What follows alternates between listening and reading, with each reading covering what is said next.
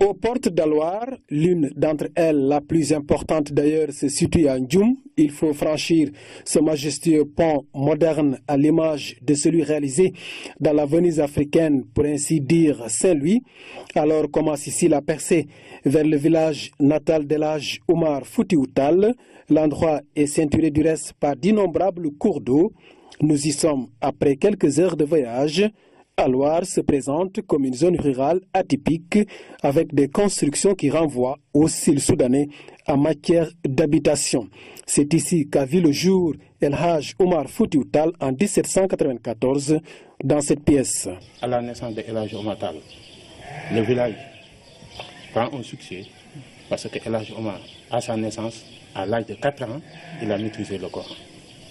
Et imaginez, celui qui maîtrise le Coran à l'âge de 4 ans, il n'a pas de maître coranique. Il l'a maîtrisé, c'est un don qui vient de Dieu. Alors, ce dernier-là connaît déjà tout ce qui est farata dans l'islam, tout ce qui est sunna. Depuis qu'il était né, l'année où il est né, c'est l'année où il y avait le mois de Ramadan. En ce mois de Ramadan-là, pendant le jour, il ne tétait pas. Jusqu'au soir, il tétait.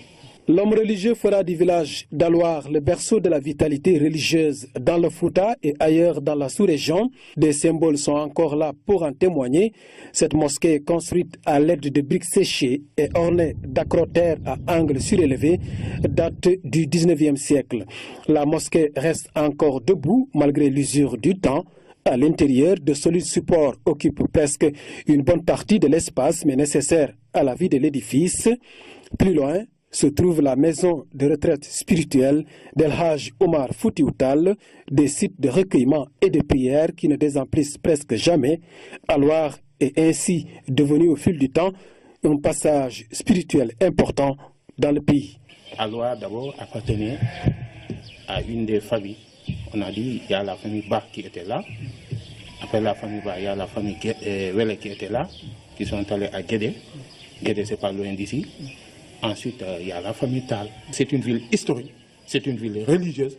Et pour permettre aux gens aussi de venir faire le pèlerinage ici, de venir chercher ce qu'on dit Nyan. Aloir continue de vivre même après son guide religieux. Dans tout le village, il ne reste qu'une seule famille qui porte le nom Tall.